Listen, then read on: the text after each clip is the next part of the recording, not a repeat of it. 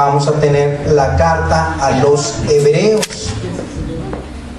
Y en esta carta se le está escribiendo a un grupo de cristianos que están decayendo en la fe, que no logran amalgamar en su mente las cosas por las que han estado pasando.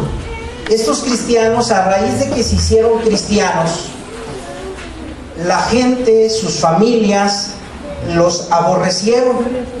Se cumplió en ellos lo que Jesús les había dicho, que por mi causa os aborrecerán, perseguirán.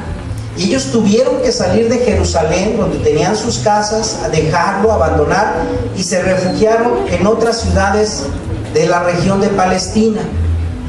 Ya habían pasado años y ellos no veían que su situación económica estuviera bien.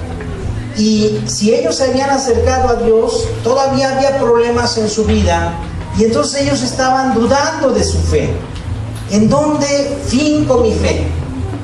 Si resulta que sigo a este Dios que me ama, me ofrece salvación eterna, y ahora yo sigo teniendo problemas económicos, algunos hijos que también están rebeldes, y todas las situaciones por las que pasa un cristiano. Y entonces esta carta a los Hebreos les quiere animar a esas personas que están desfallecientes en su fe en Jesucristo, para animarlos y hacerles ver la importancia del privilegio de ser llamados cristianos. Y esta carta a los Hebreos de eso se trata. Yo no sé si te identificaste con este grupo de cristianos. ¿Te identificarías con este grupo de cristianos donde resulta que eres cristiano y siguen habiendo problemas? ¿Sí? Entonces yo creo que esta carta es también para nosotros. Por eso dice el versículo 1 al 4: Dios, habiendo hablado muchas veces y de muchas maneras en otro tiempo a los padres en estos postreros días nos ha hablado por el Hijo, a quien constituyó y por quien asimismo hizo el universo, el cual, siendo el resplandor de su gloria y la imagen misma de su sustancia, y quien sustenta todas las cosas con la palabra de su poder, habiendo sí mismo se sentó a la diestra de la majestad en las alturas, hecho tanto superior a los ángeles cuanto heredó más excelente nombre que ellos. Muy bien, estos cristianos que ya llevaban años en esta fe cristiana, se hacían interrogantes y preguntas. Y otras personas judías, imagínense, ¿usted conoce a algún judío? ¿No conoce a ningún judío? Sí. Muchos de ellos son bien intelectuales, son tremendos y usan la lógica muy bien. Los judíos estaban especializados en la lógica. Y entonces les preguntaban muchas cosas respecto a qué Dios está siguiendo, qué es lo que dice Dios. Y entonces ellos tenían que preguntarse cosas que nosotros seguramente también nos preguntamos. Vamos a ver en este video lo que sería ese tipo de preguntas que luego nos hacen o que nosotros mismos hacemos respecto a Dios y el hombre. Vamos a escuchar y a ver.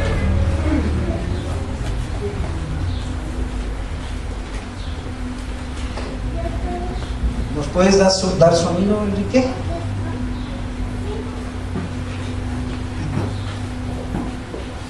A ver, deténlo, inícialo.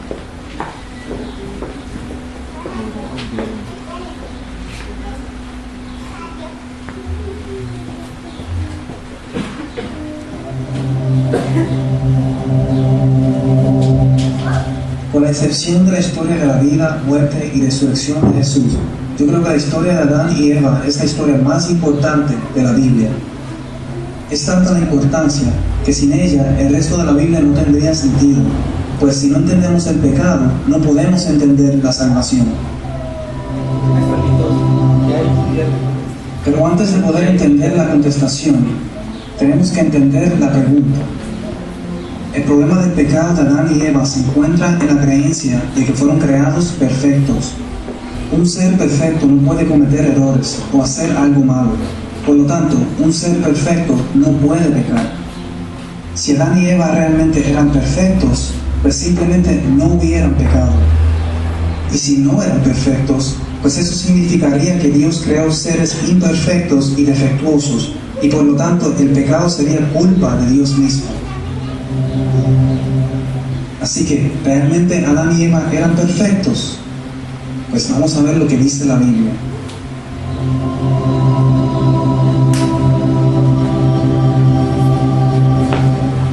Nota cuando no dice que Dios creó al hombre perfecto, sino que lo creó bueno. Es más, si lo analizamos bien, vemos que ningún ser aparte de Dios puede ser verdaderamente perfecto.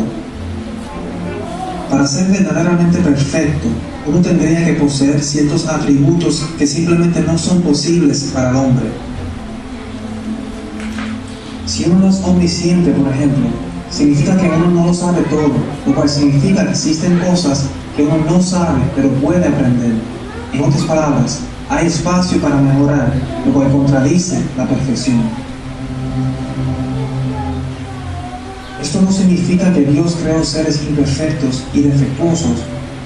Simplemente significa que la llamada perfección del hombre es distinta a la perfección de Dios. Mientras que la perfección del hombre es limitada, la perfección de Dios claramente no lo es. Mientras que la perfección de Dios es parte de su naturaleza, la perfección del hombre depende de su relación con Dios. En otras palabras, el hombre no fue creado perfecto en el sentido literal, sino que fue creado bueno en el sentido bíblico. Ahora, existe un aspecto más relacionado con la creación del hombre que tenemos que discutir antes de contestar la pregunta inicial. Y este aspecto se llama libre albedrío. Aparte de haber sido creado bueno, el hombre fue creado libre. Y si recordamos, la perfección del hombre dependía de su relación con Dios. En otras palabras, el hombre era libre para continuar su relación con Dios a través de la obediencia, o para cortar con su relación con Dios a través de la desobediencia. Como podemos ver, el hombre escogió esta última. Con esto en mente, podemos volver a la pregunta inicial: ¿por qué Adán y Eva pecaron? La contestación es: simplemente escogieron hacerlo. Habiendo entendido todo lo que se ha discutido hasta el momento sobre la verdadera perfección, el significado de bueno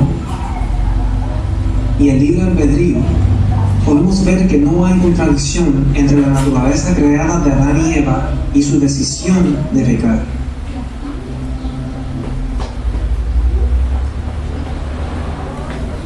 Bueno, los niños pueden pasar a sus lugares y nosotros nos vamos a quedar. El título de la predicación, quiero que me ayuden a leerla. Abre su boletín, va a haber necesidad de lápices. Si necesitas lápiz, si no traes pluma o lápiz, levanta tu mano para pasar a darte lápices. ¿Todos traen lápices? Ok, bien.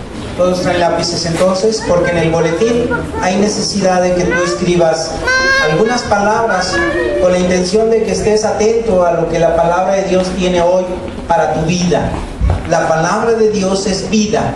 Nosotros tenemos la necesidad de escucharla y atenderla y concentrarnos en ella. Entonces, nadie tiene necesidad de lápiz. Muy bien, vamos a inclinar nuestro rostro y vamos a orar. Señor, humildemente pedimos que hoy hables a cada corazón. Tú sabes cómo viene cada persona. Y humildemente, Señor, te pedimos que en este momento haya esa oportunidad de entender palabra tuya y que esta palabra que tú emites de tu boca, Señor, y que nosotros interpretamos, sea útil, Señor, conforme a tu buena voluntad para cambiar lo profundo de nuestras vidas. Tú sabes, Señor, de qué forma necesitamos ser corregidos y alentados en tu gracia y en tu verdad. Te alabamos y te bendecimos en esta tarde, en Cristo Jesús. Amén. Que nos admiramos de Dios. Admirable Dios y Señor. Admiración, sorpresa. Tiene que ver también con la palabra asombro. Si tú te admiras de una persona, la empiezas a amar. Y si tú la continúas admirando, la amarás. La admiración forma parte del amor. Si tú a tu pareja, a la persona que Dios te puso como marido y mujer, o bien a tus papás, a tus hermanos, te propones amarlos más.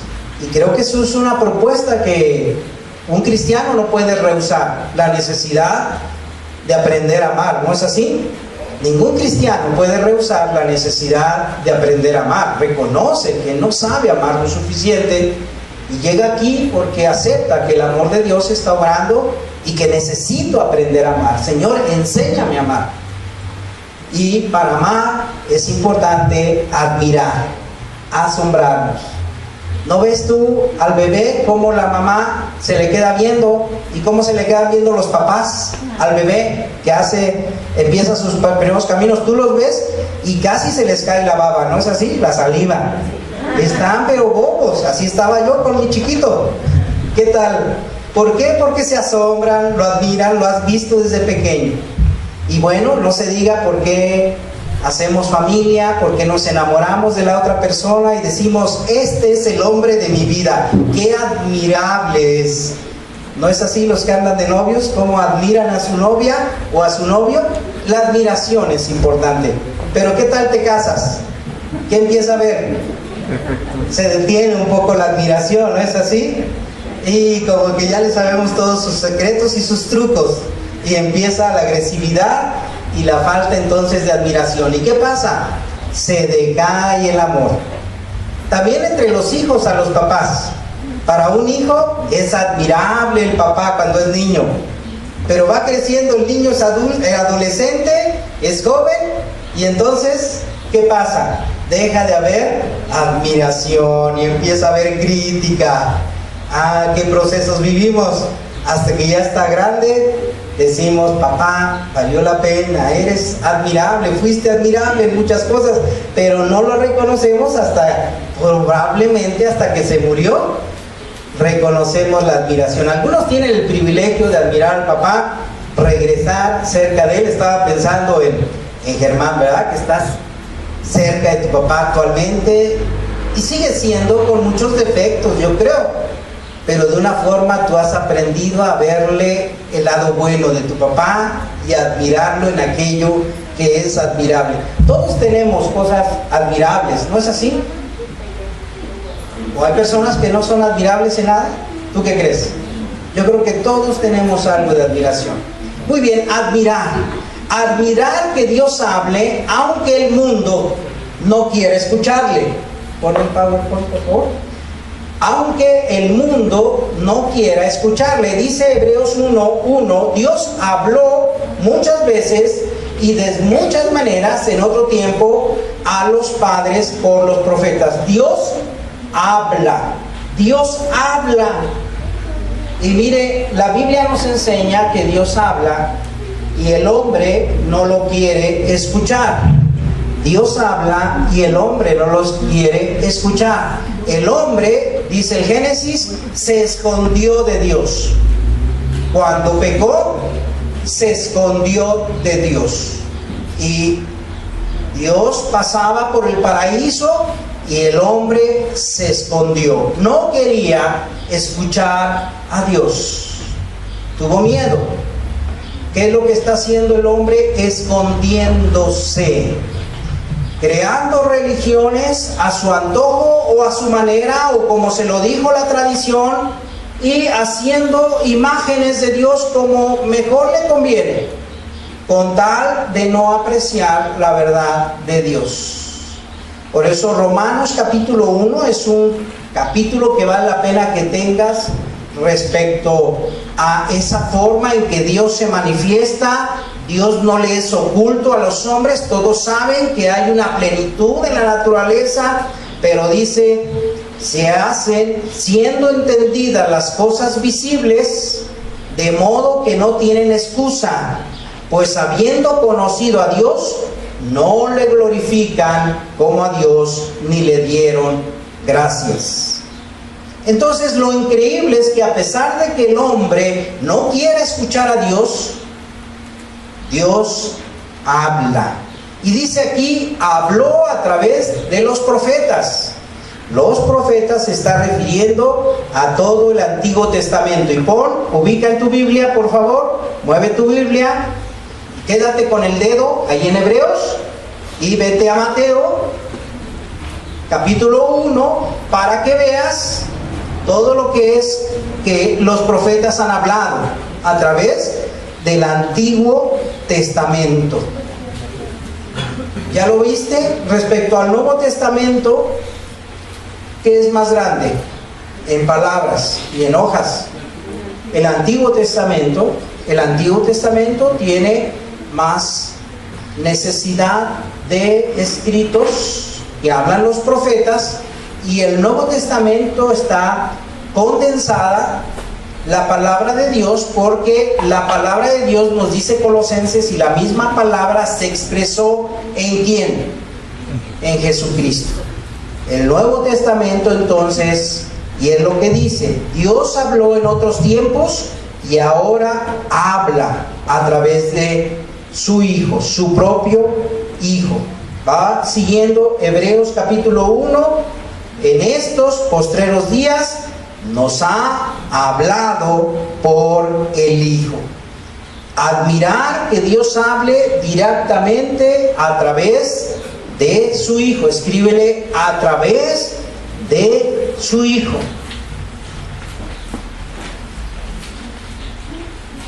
¿Cómo nos habló? ¿A través de quién? De su Hijo Jesucristo. Y esto es algo que no quedaba claro para los cristianos. ¿De qué se trataba esta expresión de Dios a través de Jesucristo? Juan, el discípulo amado, en el capítulo 1, versículo 1 dice: en el principio era el Verbo, y el Verbo era Dios, y el Verbo estaba con Dios. Y está señalando de esa expresión de Dios a través de ¿quién? De Jesucristo. Y esta cuestión de Jesucristo, si es un hijo, como una criatura creada por Dios, o bien Jesucristo es el mismo Dios, en Hebreos va señalando de quién es este Jesucristo. Y ahí en el versículo 3 nos habla, el cual siendo, léelo por favor, versículo 3, resplandor de su gloria y la imagen misma de su sustancia, y quien sustenta todas las cosas con la palabra de su poder. ¿Quién es este Jesucristo entonces? Resulta que va señalando que es el mismo Dios, la imagen misma de su sustancia. Y más adelante, cuando dice la introducción a los ángeles, versículo 8, quiero que veas Hebreos 1:8, mas del Hijo dice: tu trono, ¿qué? Oh Dios, por el siglo del siglo. Tu trono, oh Dios. ¿Quién dice tu trono, oh Dios? ¿Quién dice del Hijo tu trono, oh Dios?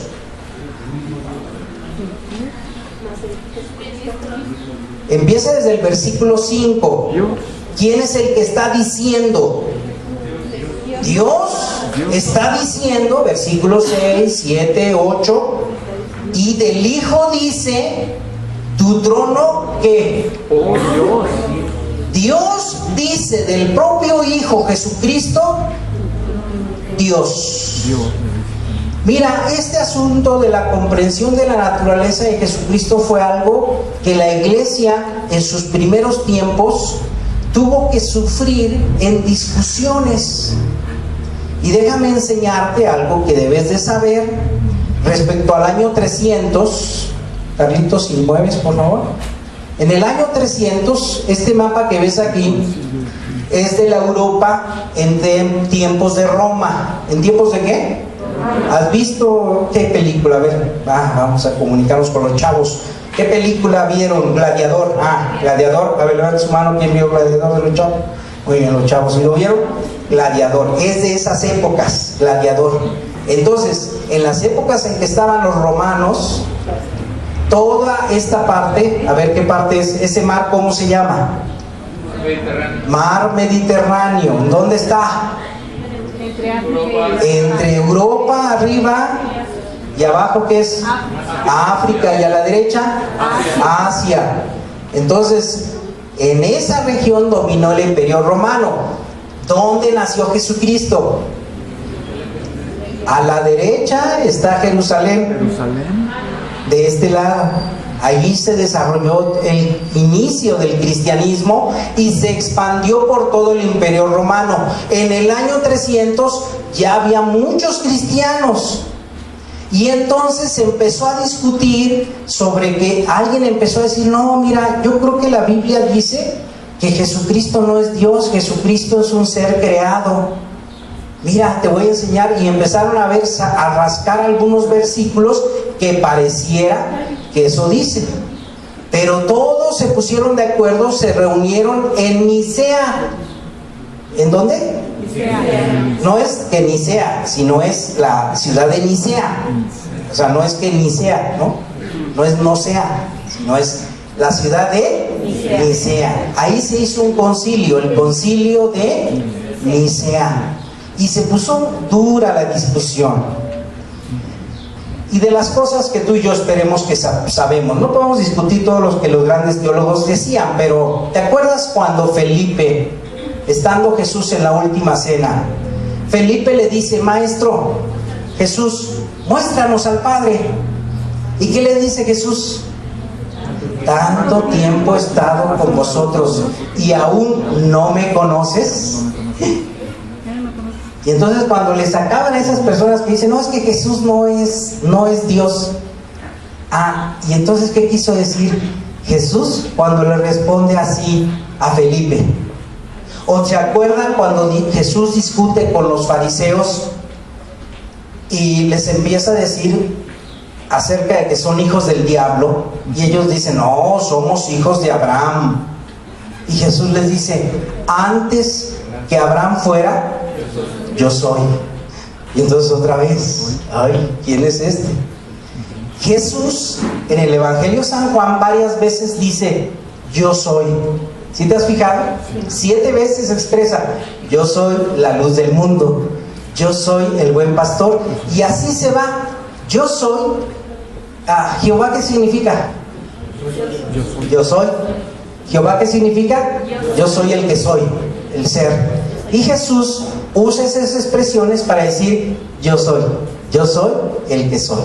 Y entonces en ese concilio dicen, ¿saben qué? Vamos a acordar algo. Jesucristo es Dios y digno de toda adoración. Jesucristo es Dios y digno de toda adoración. Por eso cuando dice que el propio Dios habló a través de su Hijo, está diciendo, ¿sabes qué? El propio Dios, siendo en forma de Dios, no estimó ser igual a Dios, sino que se despojó de esa divinidad y se hizo hombre. Y eso es lo tremendamente admirable, que el propio Dios haya venido a nosotros en forma humana para hablar a nuestras vidas. Dios es admirable. Y también dice que es admirable arquitecto, escríbele ahí, es admirable arquitecto, heredero y sustentador.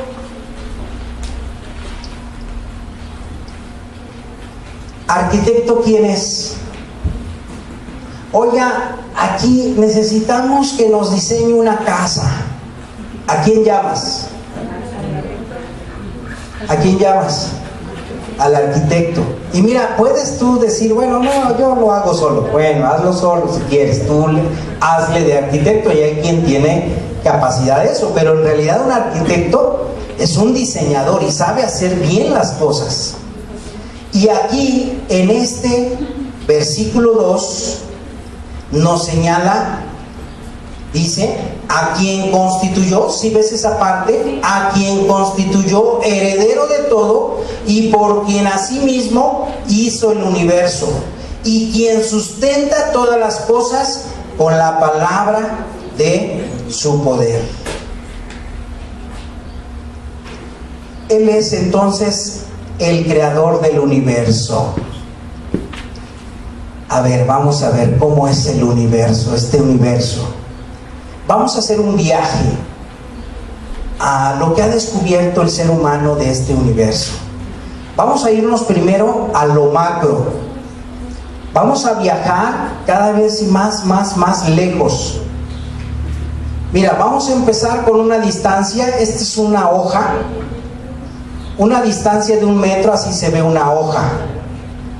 Y vamos a irnos subiendo en potencias de 10, alejándonos de la hoja. Vamos a subir 10 a la 5, que es a 100 kilómetros. Se ve, en este caso, la foto de la hoja estaba en el estado de Florida. Y ya se puede ver todo el territorio. Desde allá atrás no ven mucho, ¿verdad? ¿Se lo imaginan? ¿Sí? Ok. ¿Sí? Atrás se lo imaginan, ¿verdad? Allá también se lo van a imaginar. Entonces ven el territorio de los Estados Unidos a 100 kilómetros de aquí. Luego seguimos. 10 a la 10 es a 10 millones de kilómetros. ¿Y qué se alcanza a ver? Parte de la Tierra como un puntito. ¿A cuántos kilómetros? A 10 millones de kilómetros. Un puntito, y le pusieron ahí lo que sería la Luna. Eso es a 10 millones de kilómetros. Seguimos viajando en la distancia y nos vamos más, lo que se ha descubierto del universo, a 1 trillón de kilómetros, que es 10 a la 15. Y se ve el Sol. Ya la Tierra no se ve. El Sol se ve junto con los puntitos que están ahí. ¿Y qué son los puntitos? Luciérnagas, ¿verdad? ¿Sí? Eso es lo que dice Pumba ahí cuando le preguntan que qué es. Ah, es Timón el que dice, ¿verdad? Que son luciérnagas. ¿Qué son? Estrellas, no son planetas. Nosotros no somos un planeta, ¿verdad? Somos ¿qué somos? No. Sí somos planeta, ¿verdad? Sí, planeta, ¿no? Si fuéramos estrellas, si aquí fuera estrella, Sería bien. un sol, no podríamos vivir, ¿verdad? La estrella es un sol. Entonces aquí lo que ves son soles, estrellas. ¿A cuánto? A 1 trillón de kilómetros. Luego seguimos a 10,000 años luz, porque es 10 a la 20. ¿Qué se ve? Ya vemos muchas más estrellas y se ve la Vía Láctea. ¿Por qué se llama Vía Láctea? Porque parece como leche, por eso se llama camino de leche, parece un camino de leche. ¿Vivimos nosotros en qué galaxia? ¿En qué galaxia vives? La Vía Láctea, esquina con Porfirio Díaz, con Eulogio Ruiz, ¿verdad? Vivimos ahí, en esta galaxia, llena de estrellas. Luego seguimos. Y ya llegamos a 1 millón de años luz. ¿Y qué vemos? Muchas galaxias. Esto es lo que se ha descubierto. ¿Qué hay más allá? Todavía no saben qué hay más allá. Pero hasta allá llegan los telescopios. ¿Es grande nuestro universo? Sí, es muy grande. ¿Quién lo diseñó? Dios, el creador de un universo tan maravilloso y tan grande que no podemos comprenderlo. Los científicos están llegando a la claridad que no comprenden. ¿Y sabes qué han dicho? ¿Sabes qué? El 4% lo comprendemos, el 96% le han llamado materia y energía oscura. ¿Cómo le llaman? O sea, lo que quiere decir es que, ¿saben qué? Nada más conocemos, comprendemos el 4%. El 96% restante, ¿cómo le quieres llamar? Materia oscura, lo invisible. ¿Cuánto es ese porcentaje? 96% están de acuerdo los científicos, cosmólogos, astrofísicos y demás hijos que no comprenden. ¿Por qué? Porque es demasiado grande el universo. Ahora vámonos hacia lo micro. Vámonos. 10 a la 1 está la planta, a 1 metro. Vámonos hacia adentro. Eso es la célula. Por ahí empezamos a distinguir la célula. 10 micrones. Ahí son 10 micrones. ¿Vamos? No se puede ver bien eso, pero es así como luces por todos lados. Y aparecen las nubes de electrones a 1 Armstrong. ¿Cómo se dice? Armstrong. Luego seguimos. Y ya por ahí, si ves medio difuso, es el núcleo. El núcleo del átomo. Y estamos hablando 10 a la menos 13, 100 fantómetros. Vamos a ir más para allá. Hasta que 10 a la 14 son 10 femtómetros. Tenemos el núcleo de un átomo de carbono. ¿Sí lo ves? Por ahí. Es el núcleo. Y luego, lo más que ha llegado el ser humano es a la 10 a la menos 16, 100 atómetros, que son las partículas que le han denominado quarks. No hay más. ¿Qué hay más allá? No saben, no hay instrumentos para saber qué más hay allá. Pero ¿hay algo más allá? Claro. ¿Tú qué ves? ¿Sí habrá algo más allá? O seguramente hay algo más allá. Así como en lo exterior todavía hay más allá, así también en lo microscópico hay un viaje todavía más allá. ¿Hasta dónde llega el universo?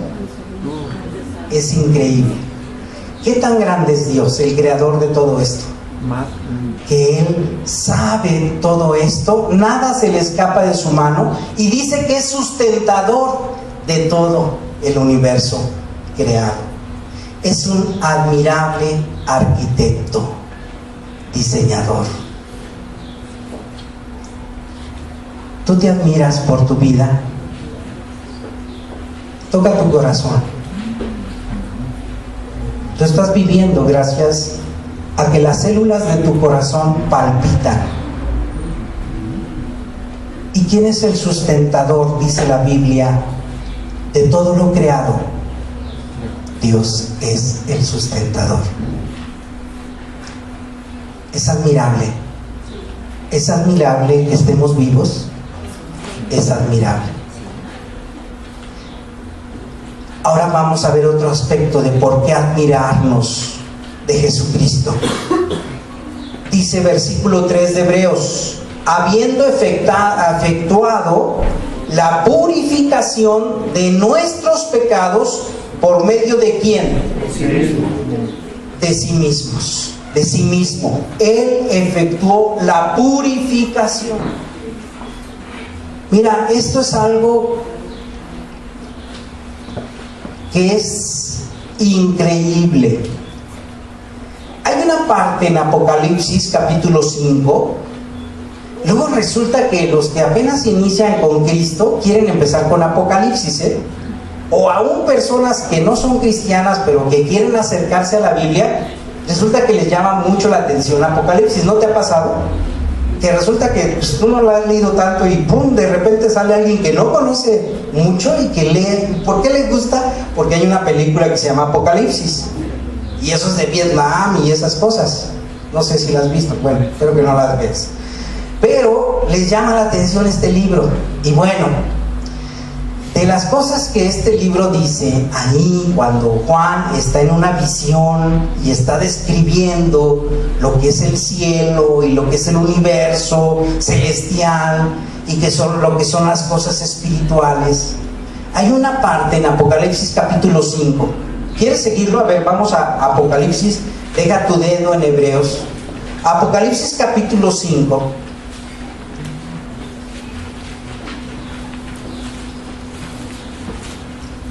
Nos habla de la apertura de los sellos. ¿Ya llegaste? El rollo y el bordero. Hay un rollo, un pergamino de los de antes. Y dice que en ese pergamino había un libro con 7 sellos, ¿sí? Y entonces un ángel hablaba a gran voz. ¿Qué hablaba a gran voz? ¿Quién es digno de desatar sus sellos? Oye, ¿a poco así hablaba el ángel? ¿Qué dice ahí? ¿Quién es digno de abrir? Hablaba a gran voz: ¿quién es digno de abrir el libro y desatar sus sellos? Por eso dice gran voz, no porque él estaba chiquito, sino que era una gran voz diciendo: ¿quién es digno de desatar? Y dice: ninguno, ni en el cielo, ni en la tierra, ni debajo de la tierra podía abrir el libro, ni aún mirar. No había ninguno. El libro, lo que podemos interpretar, es aquello que hace descifrable el porqué de la humanidad, por qué existimos, el sentido de la vida. ¿Cuál es el sentido de la vida? Si tú eres un gran filósofo, yo creo que te has preguntado en esos momentos de soledad, de tristeza, ¿qué sentido tiene vivir? ¿No te has preguntado sin ser filósofo? Nadie se ha preguntado. Creo que soy el único loquito aquí. Si te has preguntado qué sentido tiene la vida, qué sentido.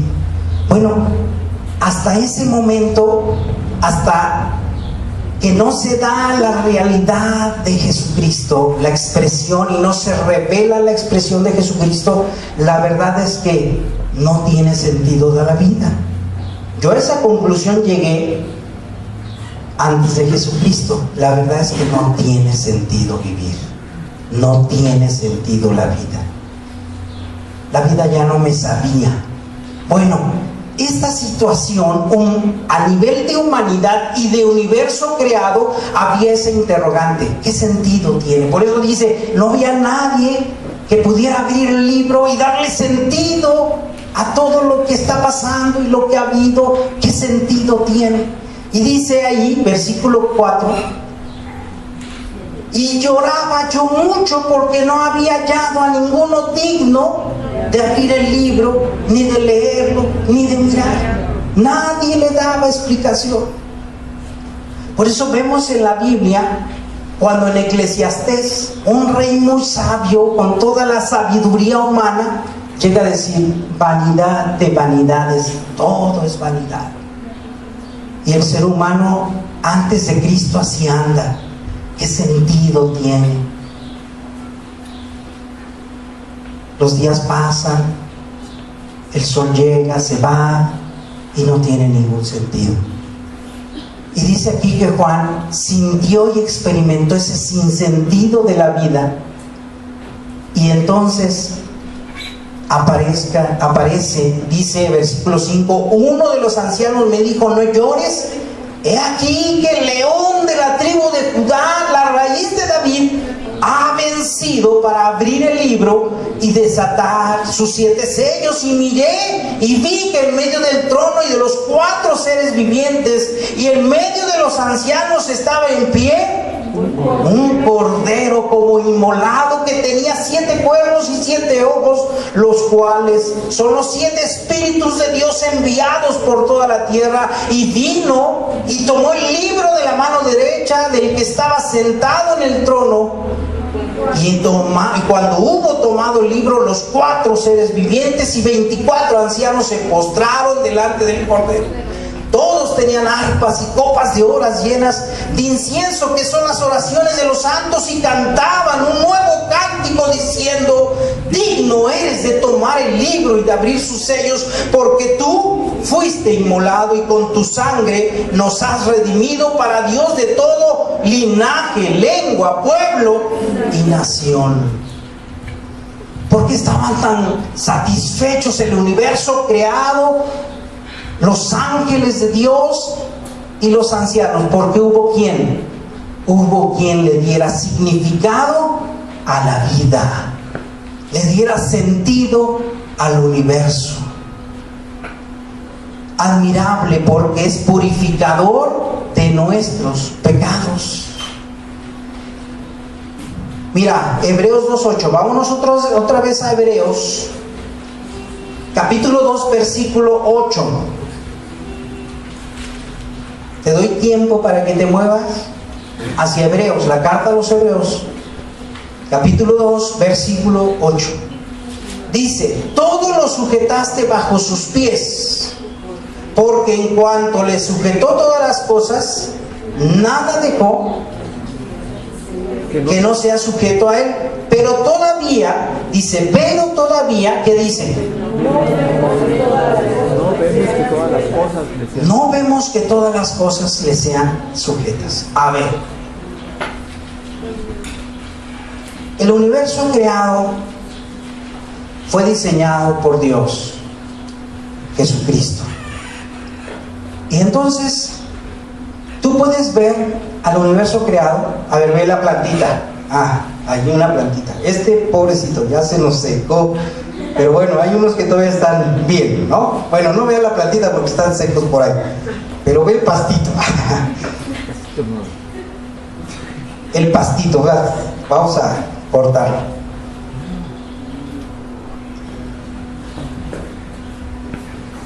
¿Es maravilloso este pastito?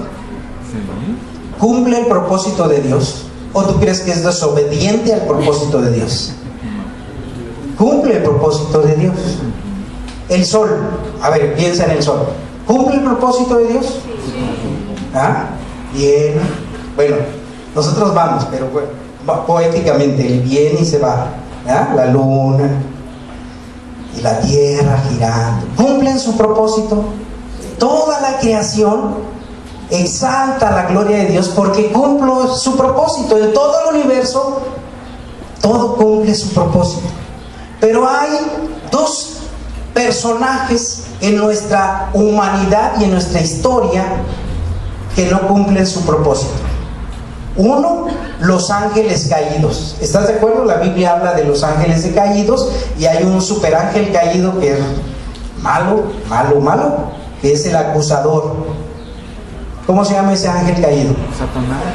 No. Satanás significa adversario, acusador, diablo significa acusador. Entonces hay ese ser creado que no cumple el propósito de Dios y que daña, ¿verdad? Pero hay otro ser creado por Dios que no cumple el propósito de Dios. ¿Quién es? El hombre. Hay dos anormalidades en todo este universo: el diablo y sus secuaces y el hombre. El hombre es una anormalidad, hace daño. ¿No has visto? Mira, ya desde ahorita ya no hice cumplir su propósito a este pastito, ¿verdad? Nada más lo hubiera admirado, les hubiera dicho que se vinieran todos aquí y hubiéramos visto en vez de cortarlo, pero ya lo corté, entonces ya no cumplió propósito. La humanidad así es. Los matrimonios se casan, se prometen que se amarán toda la vida en la buena y en las malas. ¿Y qué pasa? ¿Ah? ¿A quién dañan? A los hijos, a sí mismos. Ay, cada cosa. ¿Cumplió el propósito la humanidad? Haré bueno al hombre. Lo hizo bueno en gran manera, igual que la creación. ¿Y cómo se comporta el hombre? ¿Muy bueno? No, hijo. Oye, pero tiene cosas buenas. Sí, tiene cosas buenas, pero para las cosas que hace, producto del egoísmo, el orgullo, la envidia, la insatisfacción interna, demasiadas cosas. ¿Qué hizo Jesucristo? Jesucristo, en esa anormalidad que hay con los ángeles caídos, ¿qué hace con los ángeles caídos? ¿Va a tener misericordia? No. Dice ahí que no va a haber misericordia. En 2 de Pedro 2:4 nos dice: Dios no perdonó a los ángeles que pecaron, sino los va a arrojar al infierno, los entrega a prisiones de oscuridad para ser reservados al juicio.